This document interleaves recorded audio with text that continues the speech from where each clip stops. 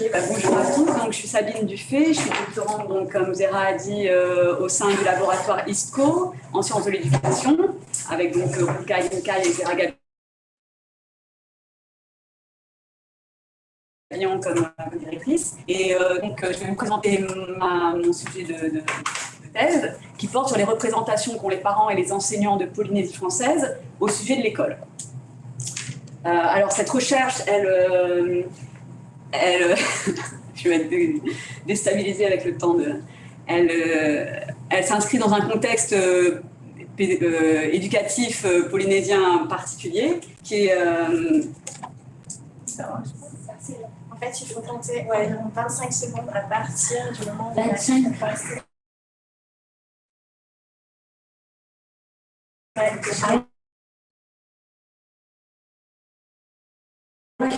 Par l'histoire de l'école qui est liée à la colonisation française et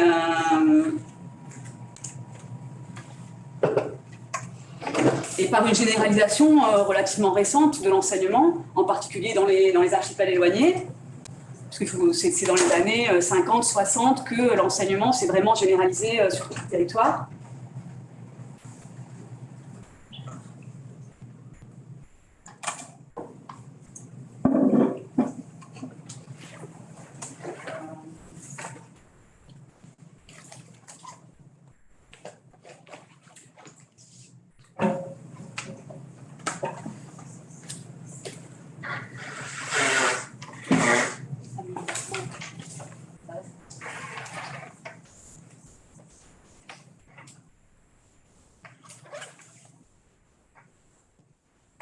C'est parce que c'est très long. Oui, vite, c'est ça? Oui. Même via ça bouge. Ouais, d'accord. C'est incroyable. Nous, maintenant, on n'a pas en connexion, mais ça connecte à YouTube, donc s'il y a décalage, c'est bien. Non, ben, non, il aurait fallu prévoir Chilien. Oui, c'est que je fais pour juillet 2021. Je demande des connexions.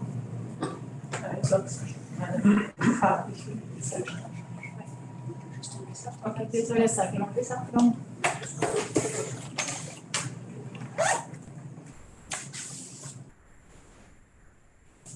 Voilà, donc on va revenir donc sur le contexte, contexte historique lié à la colonisation française, une généralisation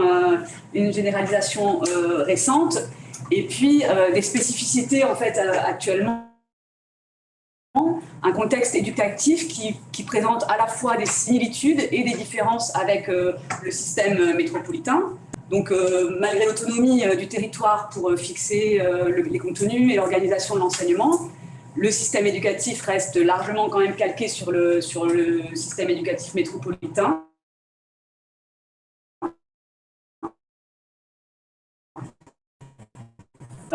Pour thème linguistique, mais aussi en particulier à l'étendue et à la dispersion du territoire polynésien, et des spécificités aussi liées à la persistance de difficultés, décrochage précoce,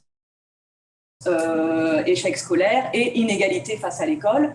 Donc, en particulier, justement, les enfants des archipels éloignés qui sont plus victimes, on va dire. Donc en fait, ces spécificités du système éducatif polynésien peuvent laisser présager un rapport particulier à l'école de la part des parents, mais aussi des enseignants.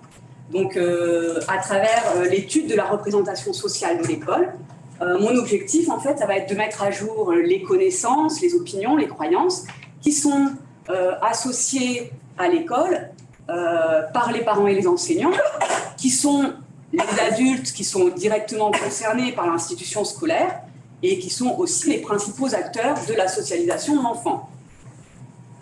Donc pour répondre à cet objectif de recherche, je me réfère à la théorie des représentations sociales qui a été élaborée par Serge Moscovici en 1961.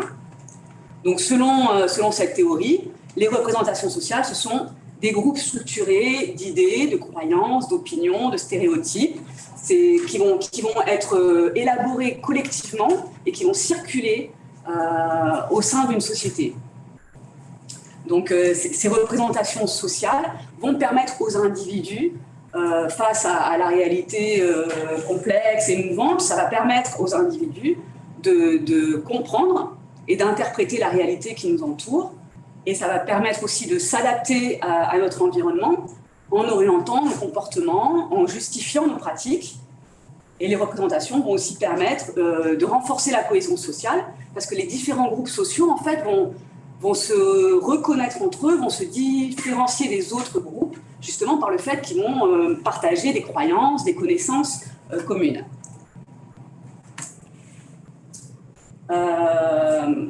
Donc, voilà, in fine, connaître les représentations sociales de l'école, ça va pouvoir nous permettre de mieux comprendre en fait les attitudes, les pratiques, les comportements des parents et des enseignants face à l'école, et peut-être comme ça de pouvoir mettre à jour certaines contradictions, certains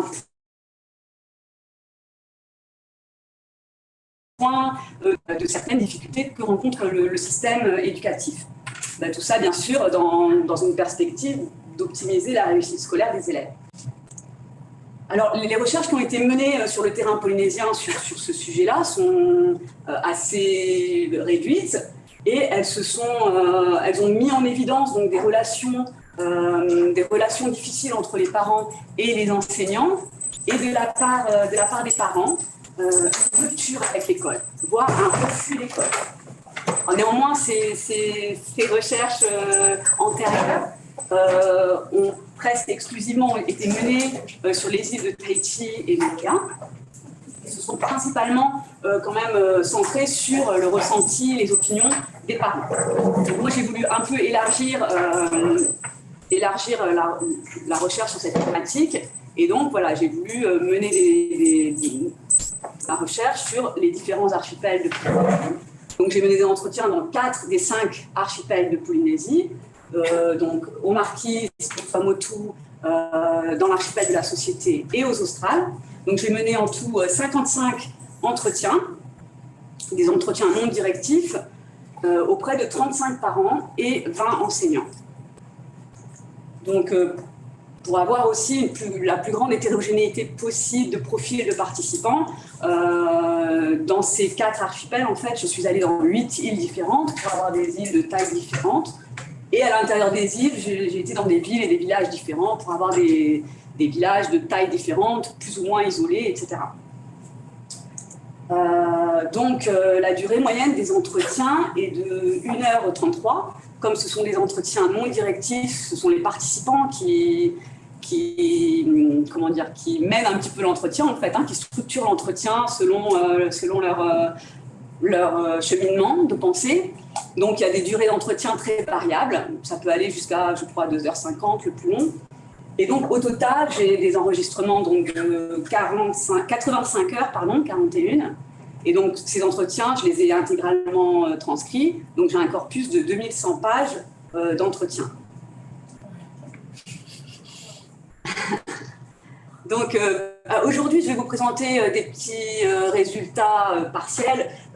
Si tu veux bien. Donc, des résultats partiels sur mon corpus qui a été recueilli dans les archipels éloignés, donc aux Marquises, aux Tuamotu et aux Australes, donc qui concerne 37 entretiens, 26 parents et 11 enseignants. Donc je précise qu'en fait, ce sont des enseignants, donc, des enseignants de l'école élémentaire et des parents qui ont au moins un enfant scolarisé à l'école élémentaire. Donc voilà, ce corpus-là que je vais vous présenter juste aujourd'hui, donc 3 archipels, 5 îles et 8 villes ou villages. Alors au niveau de ma méthodologie, donc le discours qui est recueilli par entretien, je l'analyse au regard en fait de 3 approches théoriques qui relèvent de la théorie des représentations sociales. Donc je ne vais pas rentrer dans le détail, mais en fait ces 3 approches théoriques, elles sont en principe dans les recherches, elles sont utilisées spécifiquement. Il y a une approche qui est utilisée, choisie en fait pour une recherche. Et donc moi j'ai essayé de combiner, en fait, de trianguler ces 3 approches pour essayer d'avoir une vision la plus globale possible de la représentation sociale de l'école. Donc, dans un premier axe, je vais m'intéresser au contenu de la représentation sociale, c'est-à-dire essayer de voir les différents éléments de cette représentation. Quelles sont les connaissances, les croyances, les opinions qui sont associées à l'école par les parents et par les enseignants. Et dans un deuxième axe, je vais chercher comment ces éléments-là sont reliés entre eux, comment ils s'articulent entre eux, et je vais essayer de voir du coup quels sont les éléments les plus consensuels, ceux qui organisent en fait l'ensemble de la représentation sociale, qui ne peuvent pas être remis en cause par les participants, remis en question quand ils parlent de l'école. Et enfin, dans un troisième axe, je vais chercher cette fois les divergences, parce que même s'il y a des éléments consensuels sur lesquels tous les participants s'accordent, lorsqu'ils parlent de l'école, ils vont s'accorder sur certains éléments qui sont centraux, mais à l'intérieur de ce consensus, il peut y avoir des divergences de prise de position, on va voir un petit peu dans les résultats, et donc je vais essayer de voir quel est l'ancrage en fait de ces divergences, donc quelles sont les variables qui vont expliquer, émettre des hypothèses en tout cas, sur les variables qui peuvent expliquer ces divergences de prise de position. Alors, au niveau des résultats, comme je dis partiels, sur les parents et les enseignants des archipels éloignés. Donc, ce qui est quand même assez remarquable, c'est qu'en fait, les parents, quand je leur parle en fait au départ de l'éducation en général, je leur pose des questions sur l'éducation en général, ils vont parler énormément de l'école, spontanément et abondamment de l'école. Donc, l'école a vraiment une place très importante dans la représentation de l'éducation en général, en fait, pour les parents. Et inversement, pour les enseignants, alors que je les interroge plutôt à la base sur leur métier, sur leur rapport à leur métier, ils vont eux-mêmes spontanément parler des familles. Et en fait, la sphère familiale a une grande importance chez les enseignants. Alors, pour les parents, l'importance de l'école alors pour les parents, d'une part, c'est parce qu'ils expriment vraiment des grandes attentes et espérances envers l'école.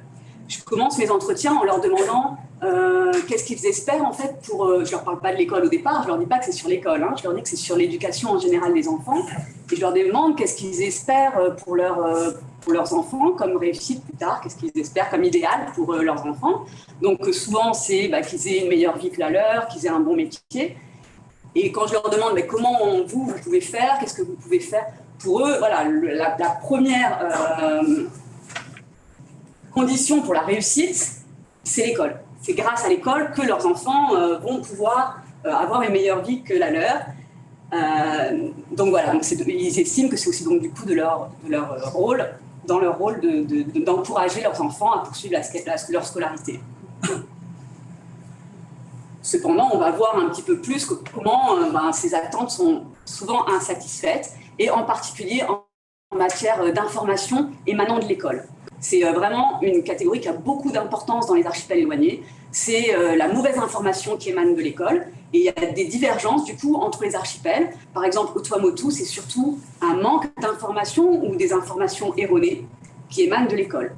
Donc, des informations erronées, c'est-à-dire, par exemple, l'enseignant va leur dire que tout se passe bien à l'école, et ils apprennent que finalement, l'enfant avait des difficultés et que leur enseignante leur avait dit que tout allait bien pendant toute l'année scolaire, et ils se rendent compte qu'en fait, il y a des grandes difficultés scolaires. Et au Marquis, ça va être plutôt le fait que les informations sont centrées sur le comportement, et aux Australes aussi, sont centrées plutôt sur le comportement et pas sur le travail scolaire en fait. Et de plus, les parents ont vraiment une explication systémique de l'échec scolaire. Donc ils vont parler aussi spontanément du fait que dans leur île, eh bien, les enfants sont en échec scolaire, en décrochage précoce, que souvent les enfants de l'île arrêtent l'école très tôt et sont en échec scolaire. Et donc, ils avancent plusieurs types d'explications à cet échec scolaire. Donc, pour eux, il y a d'abord des obstacles structurels à la réussite scolaire. Le fait que sur leur île, pour la plupart de ces îles-là, donc la plupart des villages, il n'y a pas de collège, mais en tout cas pas de lycée. Donc, ce qui oblige, bien sûr, les enfants à quitter leur village ou leur île très tôt. Et donc, ça, c'est vraiment aussi un aspect qui a énormément d'importance pour les parents des archipels éloignés. Donc, c'est le fait que les enfants quittent leur famille très tôt c'est une des causes de l'échec scolaire et du décrochage scolaire, parce que ça va induire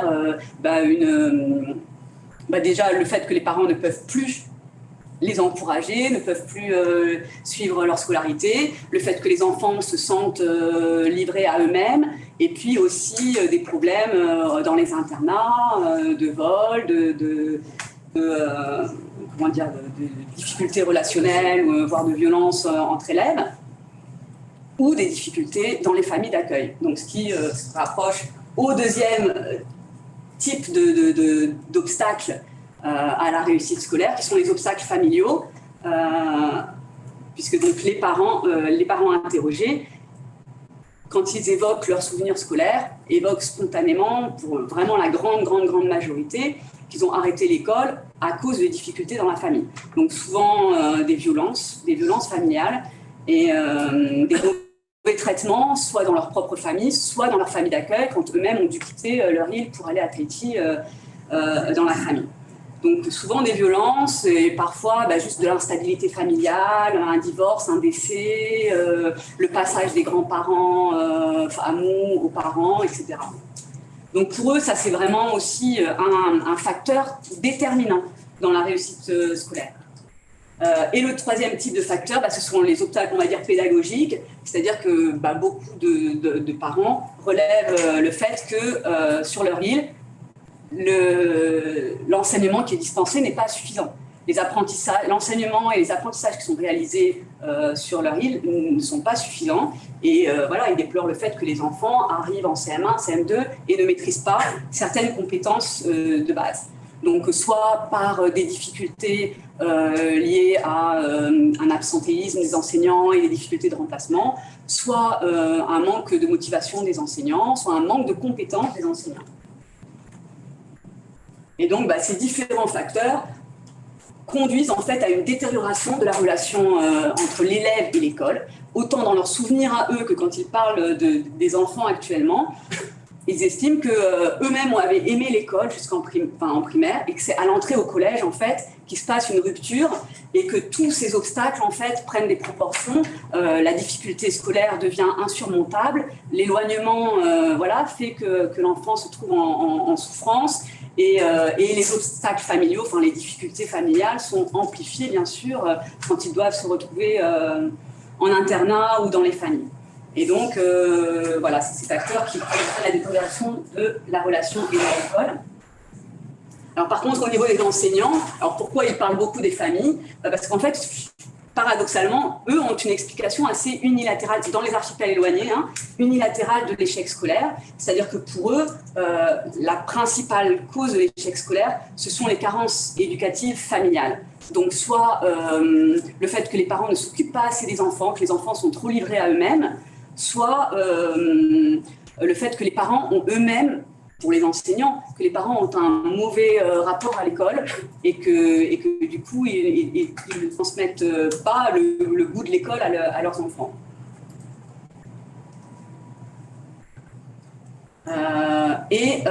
Aussi, donc, dans les archipels éloignés, l'importance centrale que prend le climat relationnel avec les familles, surtout dans des sites isolés où on se retrouve à côtoyer les parents. Et donc, le climat relationnel a une très grande part dans le discours des enseignants. Et donc, plutôt le climat relationnel entre les familles et l'école. Donc, beaucoup évoquent des relations difficiles, une communication difficile. Et ils regrettent aussi beaucoup le fait qu'ils aient perdu de leur statut, et une détérioration un petit peu du statut de l'enseignant dans le village, en fait. Et donc, ils ont l'impression d'être jugés, de ne pas être reconnus dans leur rôle, d'avoir de plus en plus de parents qui viennent se plaindre. Et donc, en lien justement avec ces relations difficiles et avec les carences éducatives, il formule beaucoup de critiques envers l'éducation parentale, parfois jusqu'au teinté vraiment de mépris quand même envers les parents, il faut le dire. Donc on peut quand même soulever certaines similitudes dans le discours des parents et des enseignants, dans l'importance en fait qu'ils accordent aux au contexte familial sur la réussite ou l'échec scolaire. Alors après, ça ne va pas être sur les mêmes, pour les parents, c'est plutôt les souffrances, l'instabilité familiale. Pour les enseignants, c'est plutôt le type d'éducation et les carences éducatives et le rapport à l'école des parents. Mais tous deux mettent une place centrale quand même aux facteurs familiaux dans la réussite scolaire. Ils accordent aussi tous les deux, les deux groupes, et ça se retrouve aussi dans la société, une grande importance au climat relationnel. Mais par contre, les parents vont beaucoup plus parler de la relation des enfants avec l'école, soit entre élèves, soit justement le rapport des enfants à l'école, leur motivation pour l'école, alors que les enseignants, comme j'ai dit, plutôt climat relationnel entre famille et école. Donc voilà, en conclusion, en petite synthèse, on peut dire que les parents et les enseignants déclarent des attentes réciproques, d'importantes attentes réciproques, de grandes attentes réciproques, même peut-être une collision entre vraiment le monde de la famille et de l'école, mais bon, des attentes qui sont largement insatisfaites des deux côtés. Voilà, je vous remercie.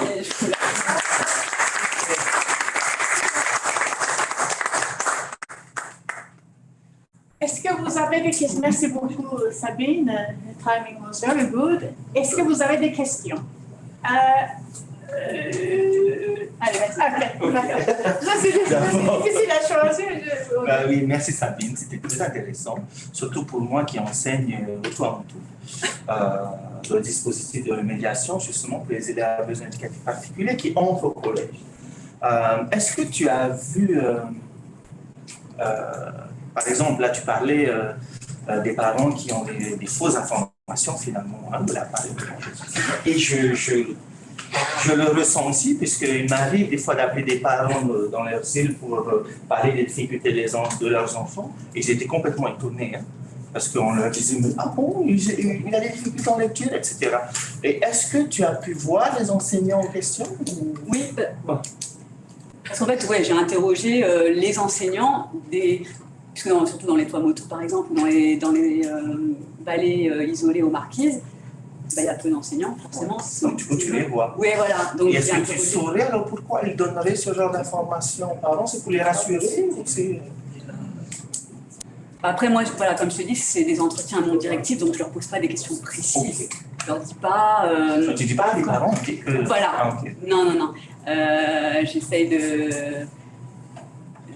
Donc, les enseignants, eux, déplorent la difficulté scolaire des élèves, et disent plutôt, se sentent un peu impuissants en fait. Enfin, ça va jusqu'à un sentiment d'impuissance. Quand je te dis l'importance de l'influence familiale sur la scolarité, ça va jusqu'à un sentiment d'impuissance où certains me disent, mais de toute façon, on sait qu'on on peut rien faire avec ces enfants-là, vu que de toute façon, les parents ne s'intéressent pas. De toute façon, on peut rien faire. Donc, est-ce que ça vient de là? Est-ce que ça vient justement de cette difficulté qui est vécue aussi, du climat relationnel, qui fait que peut-être ils ont des réticences aussi à dire aux parents que leurs enfants ont des difficultés pour pas... C'est vrai que le relationnel avec la famille dans les petites îles, c'est très important parce que tu les croises partout. Au magasin, à l'église, dans la ville, c'est à vélo, tout le monde te voit. L'impression aussi, voilà, du coup, de ne pas avoir forcément de vie privée, dans certains atolls, c'est très fort. Donc, parce que, Merci beaucoup pour votre communication. Oui, donc les résultats là, que vous présentez sont assez proches de très nombreux travaux en sciences de l'éducation, en sociologie, sur les difficultés, l'incompréhension, les malentendus. Enfin, vous voyez qu'il y a pas mal de termes qu'on pourrait utiliser entre parents et enseignants. Et d'ailleurs, les sociologues ont montré qu'en travaillant sur la collaboration, la coéducation, c'est un des facteurs donc, de réussite éducative. Donc c'est vraiment un point d'investigation très très important à travailler. Ma question est, parmi les attentes des parents, est-ce qu'il y a des attentes spécifiques sur une adaptation, une contextualisation, une prise en compte des langues, des pratiques, des symboles, je ne sais pas, des représentations? Non. Pas du tout. C'est-à-dire dans les archipels éloignés, déjà, il y a très très peu de discours sur les contenus d'enseignement. En fait, il y a vraiment une confiance en l'école, dans la mission de l'école, en fait. Il y a une vraie confiance dans la mission de l'école à assurer son rôle de... Ouais, une confiance aveugle, quoi. Voilà, et un manque de connaissance aussi de ce qui se fait vraiment à l'école. Et j'ai l'impression aussi que l'école a beaucoup évolué par rapport à leur époque à eux. Donc, un sentiment peut-être de méconnaissance de ce qui se fait à l'école, mais quand même une certaine confiance sur ce qui doit être fait à l'école, mais plutôt le regret que ce qui doit être fait, selon eux, n'est pas fait. Alors moi, c'est pas vraiment... Excusez-moi, Non, je voulais parler avant moi. C'est juste une remarque, en fait, j'ai une double expérience dans les dom-toms et dans 93, et là, ça me fait penser aussi à un parallélisme, c'est-à-dire que c'est non seulement lié à l'éloignement insulaire, mais vraiment aussi, plus généralement, au milieu populaire, par exemple, dans 93, chez les familles migrantes, on retrouve exactement le même paradoxe. C'est-à-dire à la fois une confiance aveugle dans l'école qui fait que souvent les parents ne vont pas aller à l'école, mais c'est pas parce qu'ils se désintéressent en fait jusque pour les enfants, mais parce qu'ils font tellement confiance dans les maîtres qu'ils ne voient pas, ils n'ont pas de légitimité à venir voir le maître. Et en même temps, il va y avoir aussi cette déception, cette insatisfaction, et on trouve, enfin moi je trouve quelque chose qui est très commun en fait. Par contre, juste pour préciser, je suis encore en train d'analyser mon corpus de la société, mais on ne retrouve pas ça du tout dans l'archipel de la société, cette confiance aveugle dans l'école et cette espérance dans l'école, dans sa capacité à assurer... Cette confiance, tu vas la retrouver dans les milieux plus... Non, même dans la métropole, je veux dire. Même dans les milieux populaires, dans l'archipel de la société, il y a un regard beaucoup plus critique sur la capacité de l'école à assurer la... on ne retrouve pas... Il y a une autre question, peut-être encore 4 minutes, oui. Oui, merci. Alors, un regard comme ça très spontané sur cette diapo, il montre comment le discours des parents est beaucoup plus complexe que le discours des enseignants. Ils mettent la réussite scolaire, l'échec scolaire à la croisée de variables pédagogiques, familiaux et structurels que semblent complètement ignorés. Alors les enseignants, alors c'est une hypothèse, peut-être qu'il y a toujours, enfin assez partagé en tout cas, on ne peut pas dire toujours, assez partagé, comme un réflexe défensif de ne jamais se mettre en question. Et la question de la remise en cause de l'inadaptation du système par rapport aux enfants, c'est les parents qui le disent, mais pas les premiers intéressés quand même, qui sont les enseignants. Merci pour... Merci beaucoup. Voilà, très rapidement. Oui, j'avais juste, parce que ça fait aussi partie, je pense, d'un petit partie de la thèse que je fais, du coup c'est très parlant et c'est super intéressant. J'avais une question par rapport à la méthodologie. Quand tu menais tes entretiens, est-ce que tu les menais en français ou est-ce que tu étais accompagnée d'un interprète dans les îles, par exemple, en français? Non, je me suis beaucoup posé la question au début, mais parce que moi je vais me lancer, du coup c'est pour le type d'entretien que je mène, un interprète ne serait pas. Je pense que j'aurais pas pu créer ce lien, et cette confiance en fait qui est quand même indispensable pour ce genre d'entretien si j'avais eu un interprète. Donc je le faisais en français.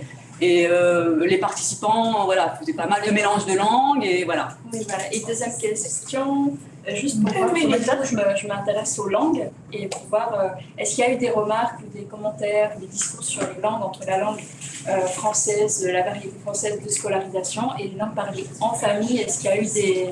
Beaucoup, mais ça demanderait une présentation rien que sur ça. Et je peux pas là évoquer, mais beaucoup. Mais sur l'enseignement, en fait, sur les contenus d'enseignement, le seul contenu d'enseignement dont parlent les parents, c'est apprendre à lire, écrire, compter et l'enseignement des langues polynésiennes.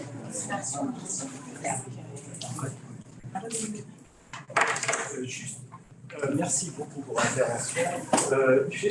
Je me posais la question au niveau des entretiens avec les familles. Est-ce qu'ils sont faciles à obtenir? Très facile. Dans les archipels, plus j'étais dans des sites isolés et plus c'était facile. D'accord. Très facile. C'est la seule question. C'est-à-dire qu'après, ils venaient à moi. Moi, c'est pas ce que j'ai vécu en fait. Et après, j'étais en train de me demander, est-ce que c'est dû au fait que je travaille sur le handicap? Donc, la famille a du mal à parler en fait. C'est intéressant. Donc, Par contre, j'ai eu une très grande majorité de femmes et j'ai eu beaucoup de mal à interroger des hommes. Ah ouais. Donc, peut-être que selon les sujets, voilà, les hommes me disaient qu'ils n'étaient pas compétents pour parler d'éducation. Non, mais vois avec ma femme. Ça, j'ai eu aussi. Ouais, ça, c'est un sujet aussi important. Merci beaucoup.